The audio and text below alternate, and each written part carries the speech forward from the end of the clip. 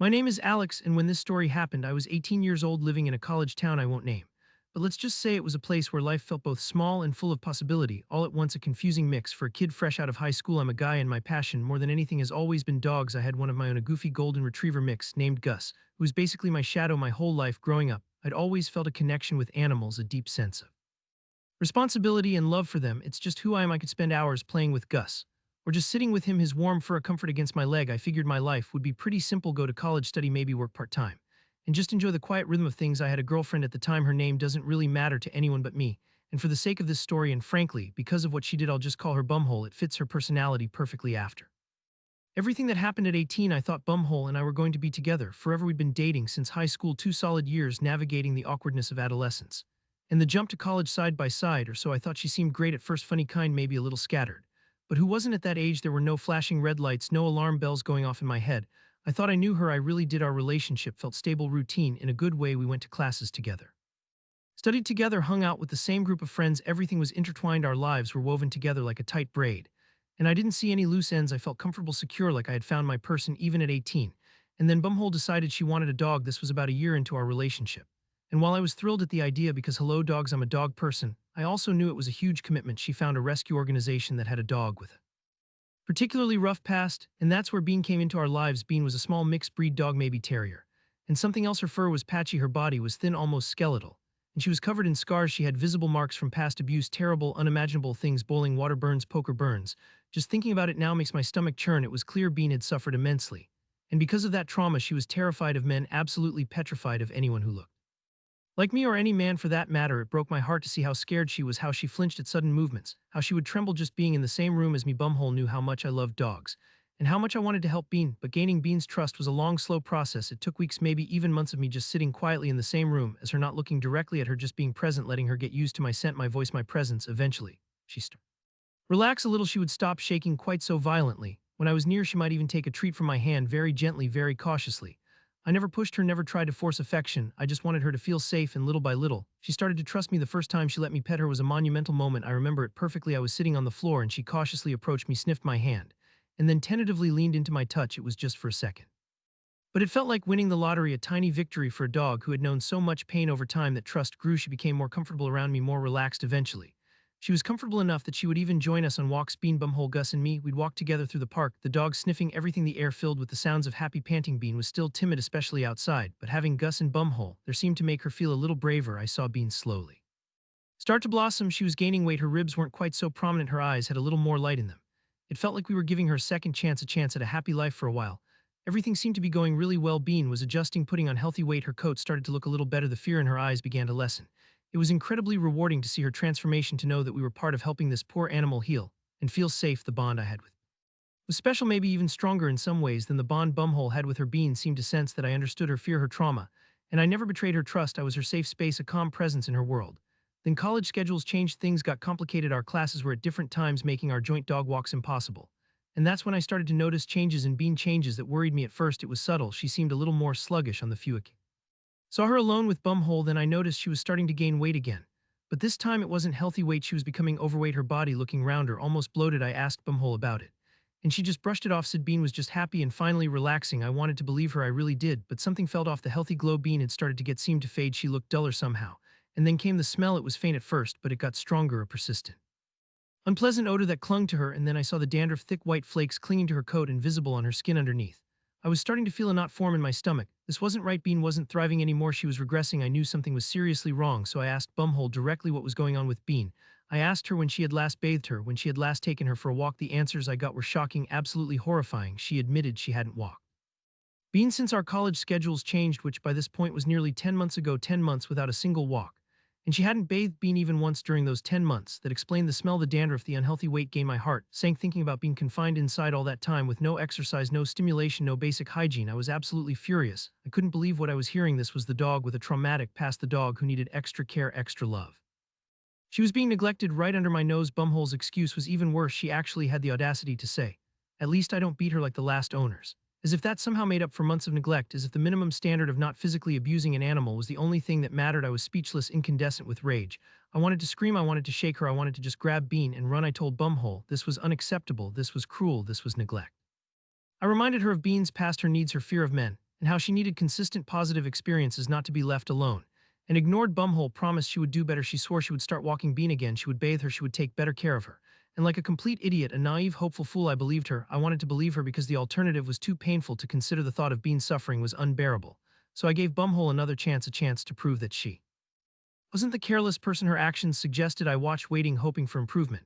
But there were no changes. Bean continued to gain weight. The smell didn't go away. The dandruff persisted. I tried talking to Bumhole again and again. But she became defensive. Our conversations about Bean turned into arguments. She would tell me it wasn't my business, that Bean wasn't my dog, which was technically true on paper, but morally, ethically, emotionally, it felt like Bean was absolutely my business. I loved that dog. I had helped her trust men again, something I was incredibly proud of. And seeing her health decline because of Bumhole's laziness and indifference felt like a personal failure, like I had let Bean down. These fights over Bean became a constant source of tension in our relationship, overshadowing everything else. I was becoming increasingly frustrated and heartbroken by the situation. I felt helpless watching Bean suffer. And being told it wasn't my place to intervene, it was a terrible feeling to know an animal is being neglected and be unable to directly help them, especially when that animal had already endured so much pain. And you had formed a bond with them. I knew deep down that Bumhole wasn't going to change. She had shown me who she was through her actions or lack thereof. She didn't have the compassion or the responsibility needed to care for a dog like Bean, a dog who required patience, consistency, and genuine effort. And the more I saw Bean, the more I knew I had to do something. I couldn't stand by and watch her health deteriorate any longer. I started to consider what my options were. I wasn't her legal owner, so I couldn't just take her, could I? I didn't know the legalities, but I knew what felt right, and leaving Bean in that situation felt profoundly wrong. I began documenting everything I saw. I took photos of Bean showing her weight gain, the state of her fur, the dandruff. I took short videos of Bumhole admitting she hadn't walked or bathed her in months. I gathered every scrap of evidence I could find, any text messages or emails where Bumhole mentioned Bean's lack of exercise or her reluctance to deal with her grooming. It felt sneaky, almost like I was spying. But I justified it to myself as necessary for Bean's sake. I was building a case not for a court of law, but for a different kind of justice, for the only kind of justice I felt I could possibly achieve for Bean. I needed leverage, something that would force Bumhole to give Bean up willingly, because I didn't think she would do it. Otherwise, she saw Bean as her property, not a living being with needs and feelings. This period was agonizing. I was still technically with Bumhole, going through the motions of a relationship, while secretly gathering evidence against her. The deception weighed heavily on me, but the thought of Bean's miserable existence weighed more. I couldn't shake the image of Bean sitting alone day after day, gaining unhealthy weight, her body aching for exercise, her skin itching with dandruff, her spirit dimming with neglect. It was a constant ache in my chest, and it fueled my determination to find a way to save her. During this time, I confided in a few close friends about the situation with Bean. They were horrified and supportive, agreeing that something needed to be done. It was one of these friends who accidentally stumbled upon the other major betrayal, the betrayal that would finally give me the push I needed to end things with Bumhole once and for all. One of my friends saw Bumhole with another guy, not just hanging out, but clearly on a date. Holding hands, kissing. My friend knew we were together and was understandably confused and concerned. They told me about it gently, knowing it would hurt. But knowing I needed to know, the news hit me like a physical blow. It wasn't just the cheating, though that was bad enough. It was the confirmation of what I had started to suspect. Bumhole was not who I thought she was. She was capable of deception, of hurting people who cared about her. If she could so carelessly betray me after 2 years, how could I ever expect her to care properly for a vulnerable animal? The cheating combined with the neglect of Bean felt like a double punch, a devastating 1-2 combination that left me reeling. I realized how little I truly knew her, how good she was at presenting a false image. The person I thought I loved didn't exist. She was selfish, inconsiderate, and cruel. The emotional devastation of the breakup combined with the heartbreak of seeing Bean neglected felt like hitting rock bottom. My relationship was over. My trust was shattered, and the creature I cared about most was suffering because of the very person who was supposed to be caring for her. I felt utterly alone and overwhelmed by the injustice of it all. It was in that moment of despair, however, that a fierce resolve hardened within me. I couldn't control Bumhole's actions towards me, but I could control what happened to Bean. Her suffering was not going to continue, not if I could help it. The pain of betrayal fueled my determination to take action. I wasn't just leaving Bumhole because she cheated. I was leaving her because she was a bad person, a person who was capable of causing pain to both humans and animals. And I was going to make sure Bean was safe. I decided then and there that I was taking Bean with me when I left Bumhole. I didn't care about the legal complexities or whether I was technically allowed to. I only cared about getting Bean out of that situation. I knew it wouldn't be easy. Bumhole was possessive even of things she neglected, but I had my evidence. And I had the truth on my side. I knew that showing people the truth about how she treated Bean would damage her reputation among our friends, and maybe even her family. And that was the leverage I planned to use. I spent the next few days steeling myself for the confrontation. I organized my evidence, the photos, the videos, the messages. I rehearsed what I would say. I wasn't planning a grand speech, just a simple, clear statement of facts. And my intentions the day I decided to do it was a Tuesday. Remember, the weather was gray and overcast, matching my mood. I went over to her place, the pit in my stomach growing with every step. Bumhole was surprised to see me show up unannounced. She probably thought I was coming over to hang out like usual. I walked in, and Bean was lying listlessly in the corner, looking even more overweight and dull than I remembered. Her fur seemed dirtier, and the smell was stronger. I felt a fresh wave of anger wash over me seeing her like that. I didn't waste any Told Bumhole I knew she had been cheating on me. She initially tried to deny it, but when I told her how I knew, she went quiet, her face draining of color. Then I told her it was over, that I was leaving her for good. She looked shocked, hurt even, but I didn't feel any sympathy. She had made her choices, and now she was facing the consequences. Then I shifted the conversation to Bean. I told her I was taking Bean with me. Her eyes widened in disbelief. She started to argue, saying Bean was her dog, that I couldn't just take her. That's when I showed her the evidence. I pulled out my phone and showed her the photos and videos I had taken. I showed her the pictures of Bean's unhealthy weight gain, the state of her fur, the dandruff. I played the videos where she admitted not walking or bathing Bean for months. I read her the messages where she complained about having to deal with Bean.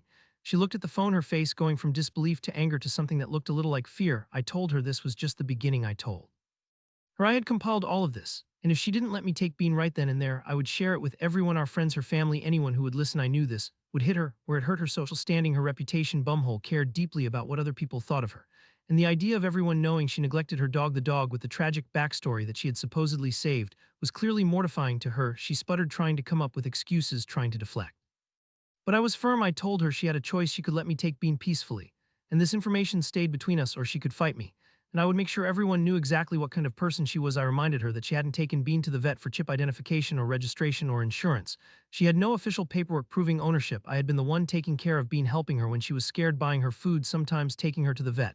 Once, when she upset stomach early on, it wasn't just my word against hers. I had documentation of her neglect, and she had no formal proof of ownership. Combined with the threat of public humiliation, it was enough. She finally relented, defeated. I could see the calculation in her eyes. The fear of losing face outweighed her desire to keep Bean. Even neglected Bean wasn't worth the social cost. Bean seemed confused, but came willingly. When I called her name for the first time in months, I felt a sense of immense mixed with adrenaline. I gently put a leash on her. Her body felt soft and heavy with the extra weight.